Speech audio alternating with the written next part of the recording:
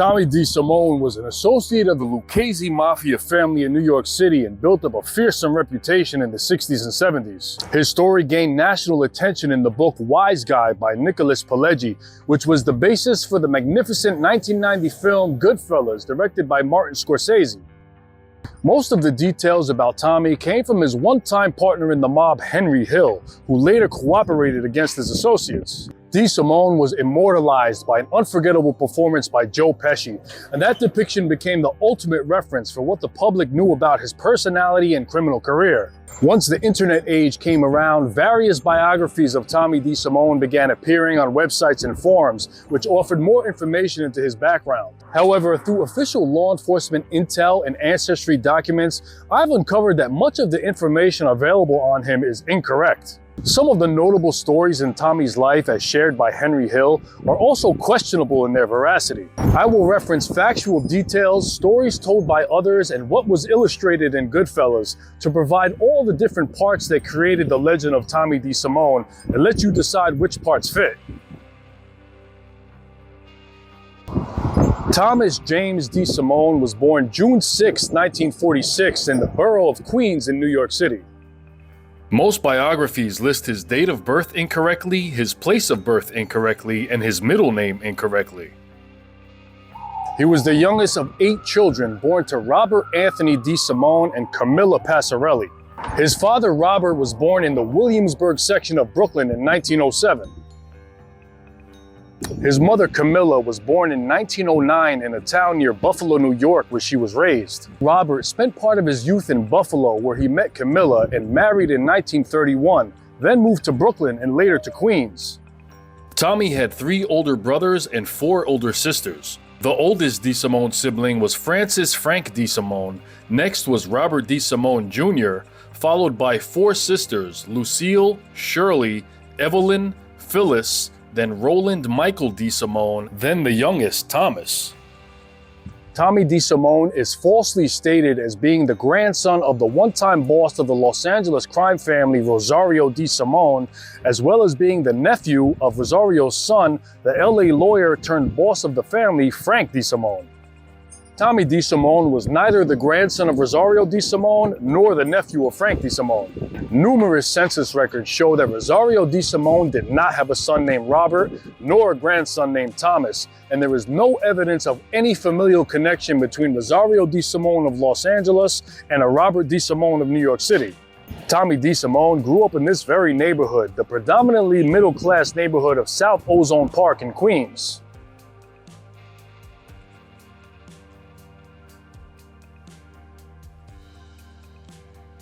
And he was raised in this very house on 115th Avenue. Tommy's father, Robert, was described as an authoritative figure in the household, while his mother, Camilla, was described as a nervous but personable woman. His father, Robert, owned a printing company named R.A. Incorporated, which operated at 15 Spruce Street in New York City. In the late 1950s, Robert began experiencing health issues, and his wife Camilla took a job as a cashier at a nearby grocery store to help support the family. In 1958, Tommy's 24-year-old brother Robert, nicknamed Bobby, had stuck up the payrolls of 2 roofing companies in Farmingdale, Long Island, and was wanted by police along with several accomplices. During that time, Bobby had also double-crossed a gambling syndicate in Queens by stealing money from a bookie joint and was wanted by the mob. He went on the run from the police and the underworld, hiding in various flop houses for almost 2 months before he finally surrendered. Him and his accomplices were wanted for questioning in 30 payroll holdups. In February of 1959, Bobby DeSimone was sentenced to 5 to 10 years in prison. By his early teens, Tommy DeSimone was already committing crimes. On May 18, 1962, at the age of 15, Tommy was arrested for auto theft and sentenced to 18 months probation in Queens Family Court. DeSimone had attended this very high school, John Adams High School in Ozone Park, Queens.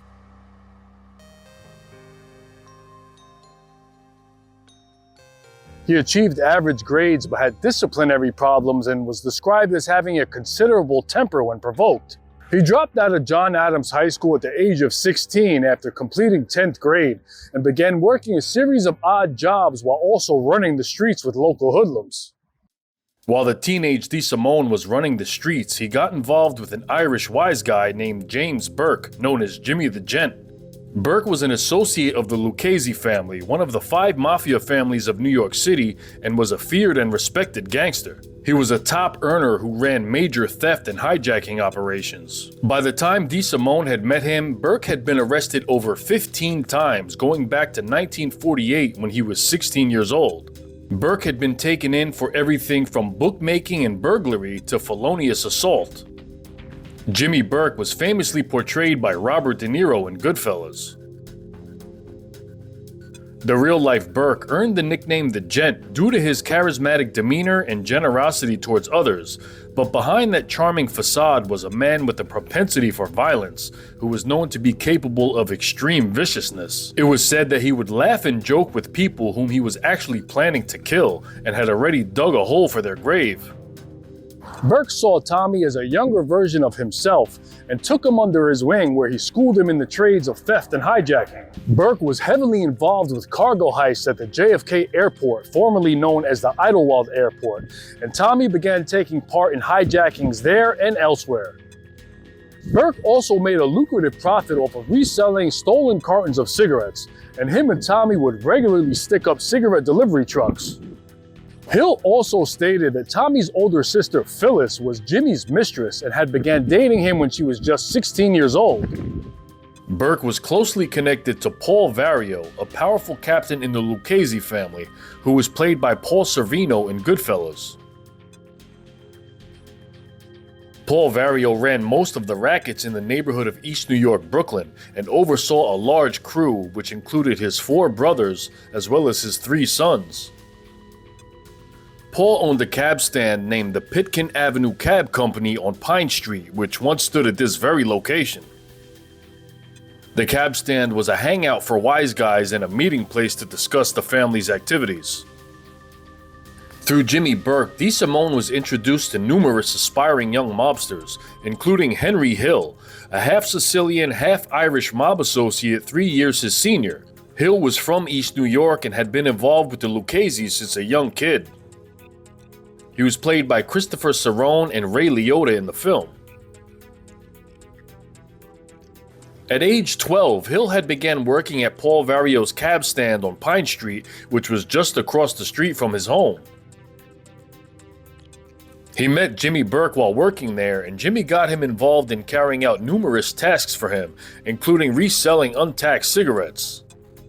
Tommy DeSimone and Henry Hill coalesced with a group of young thugs who were carrying out strong-arm work for the Lucchese family.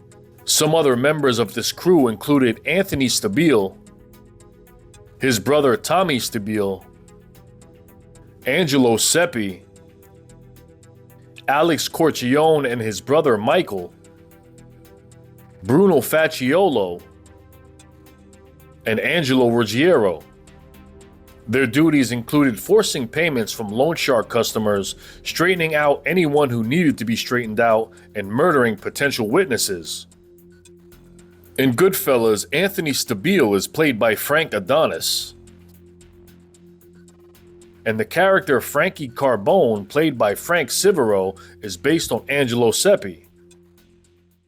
Unlike Joe Pesci, DeSimone was tall and slim, standing 6'2", but only weighing around 170 pounds, and at the time this story takes place, DeSimone was also much younger than the 46-year-old Pesci. By all accounts, DeSimone was known to possess a very testy personality and was easily triggered, which made others wary of him. His mean streak was evident very early on, and he, Burke, and Stabile were often given the most violent assignments and reveled in the opportunities to inflict harm on others. Tommy and other young mobsters often had legitimate jobs as well, but it was clear that Tommy wasn't built for the legitimate life. In 1964, Tommy worked as a factory worker for a company named Roseline Products Inc. in Farmingdale, Long Island, but he left after less than a year on the job after having an argument with his foreman about a pay raise. After that, he worked on and off as a roofer with his brother who owned a construction company while building his criminal career with the Lucchese's. Poor health eventually forced Tommy's father Robert to retire in 1964, and from there on they relied on his Social Security disability benefits and his wife's job as a cashier to support the family. In 1965, when Tommy was 19, he moved out of the family home to live on his own. The following year, in November of 1966, Tommy got married at the age of 20 and had a daughter who he named Camilla after his mother. Tommy's first arrest as an adult came on January 24, 1966. He was arrested by an FBI agent in Pikesville, Maryland for possession and transportation of $4,000 worth of untaxed cigarettes, and he was released on $3,000 bail. This resulted in a $1,000 fine, and the charges were later dismissed. On April 23, 1966, he was arrested for receiving stolen property, but those charges were also dismissed. On May 6, 1966, he was arrested for bookmaking in the parking lot of the Aqueduct Racetrack in Queens, and those charges were also dismissed. On November 10, 1966, he was arrested in New Brunswick, New Jersey for possession and transportation of untaxed cigarettes and received a $1,000 fine. On March 3, 1967, him and Jimmy Burke were arrested in Mineola, Long Island for possession and transportation of untaxed cigarettes, and Tommy would later be sentenced to 15 days in county jail.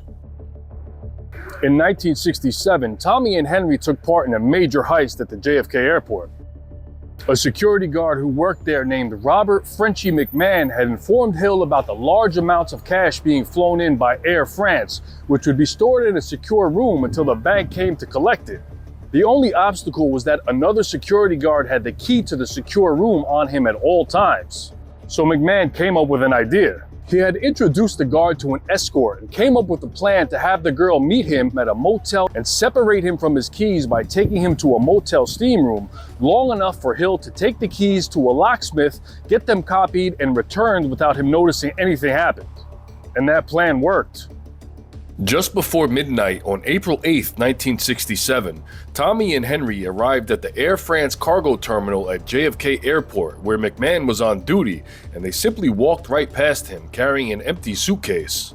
Pretending to be there to pick up lost baggage, they went into the secure area unnoticed, unlocked the storage room door with the duplicate key, and loaded the suitcase with cash. They walked out of the cargo terminal with a suitcase containing $420,000, close to $4 million in today's money, without attracting any attention. Hill had said that this heist helped endear him to the Lucchese's and built up his reputation. On February 14, 1967, Tommy's associate Anthony Stabile was arrested along with two others after a bank holdup and shootout with police, and he was sentenced to a prison term. In 1968, Tommy took a job as a trucker but quit after only a week after having a dispute with his boss about a pay raise. He continued to pile up arrests, and on April 10, 1968, he was arrested for weapon possession for having an unloaded gun while parked in a car at a diner, but those charges were also dismissed. Tommy was involved in dealing cocaine and heroin with various members in his crew, including Henry Hill. Tommy was a heavy cocaine user himself. He was frequently high on the drug, and its effects were known to make his already aggressive personality even more flammable. To add even more danger to his persona, Tommy carried two guns on him at all times, which earned him the nickname Tommy Two Guns. Sal Polisi, a former Colombo family member turned cooperator who claims to have been a criminal companion to Tommy and numerous others, detailed his encounters with various mobsters in the 2012 book The Sinatra Club. He ran an after-hours gambling spot which he says was frequented by guys such as future Gambino boss John Gotti, as well as Tommy and his associates. Sal states that Tommy was, quote, always looking for a fight, but he never wanted to brawl. He didn't need to because he always had his guns, and that's what made him strong and feared. He referred to Tommy as having an erratic ADD-type personality who loved to drink and snort coke, and the fact that he always had two guns on him, you'd hope you weren't around him when he flew into one of his rages. The FBI's notes on Tommy DeSimone stated that he possessed average intelligence with an IQ of 108, but was an extremely nervous person who would get provoked to antagonism during stress situations. He was described as a shrewd individual with a pattern of antisocial behavior. DeSimone stated that his pastimes were hunting or fishing on the weekends. Jimmy Burke owned a bar on Lefferts Boulevard named Robert's Lounge, which once stood right at this location.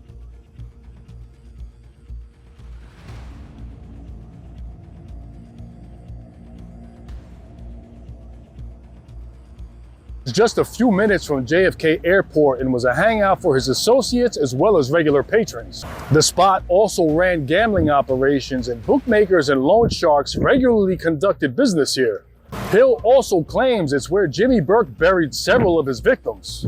In Wise Guy, Hill tells a story about how Jimmy Burke set up his best friend, a man named Remo, to be killed after he found out that he had set up one of his cigarette loads for a pinch. Hill states that during a car ride while Remo was sitting in the front and Tommy in the back, that Tommy had strangled him to death from behind with a piano wire.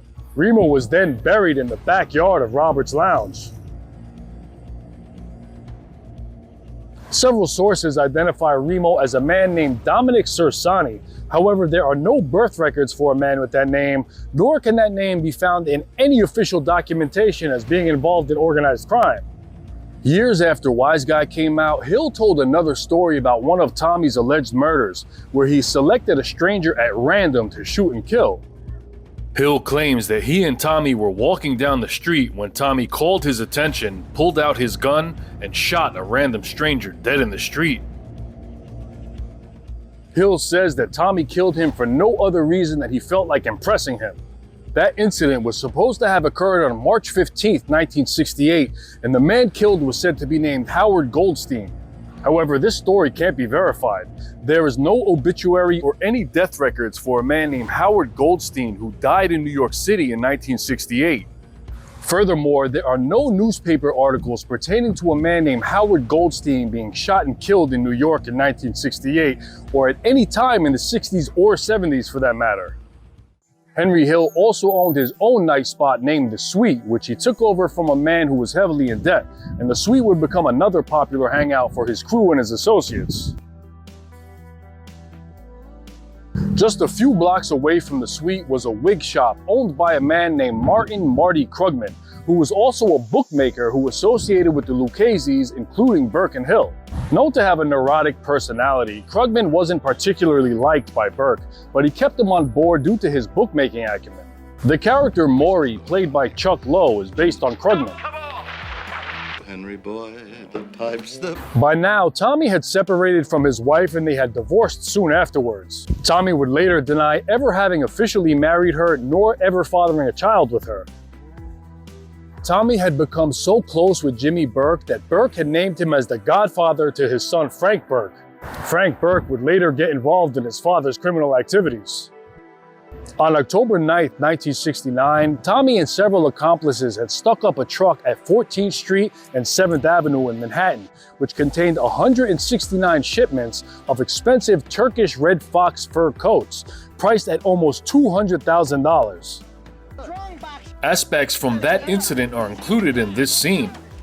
The truck driver said he was placed in a separate car along with several of DeSimone's cohorts and was offered a cigarette and told to look straight ahead and not at anyone else in the car. He was driven to the city of Yonkers where they dropped him off. The stolen truck was then found abandoned at a gas station in Jersey City, New Jersey the following day. When the truck driver was shown photographs of some of the crew that Tommy DeSimone ran with, he was able to identify one of them as the hijackers. Then a little over a month later, on November 12, 1969, he was arrested and charged with 6 others for criminal possession of stolen property after authorities uncovered over $1 million in stolen goods in a Queens warehouse. Those charges against him would later be dismissed. On December 19, 1969, Tommy stole a truck of liquor from Manhattan, which contained $5,900 worth of alcohol, and drove it to Queens where he was arrested with 2 accomplices. This would result in a $2,500 fine and the charges were eventually dismissed. By now, Tommy DeSimone had built up a reputation as a dangerous man. While it's unknown if he was so lethal that he'd shoot strangers dead in the street, his appetite for crime and violence was very real, and it saw no sign of slowing down in the coming years.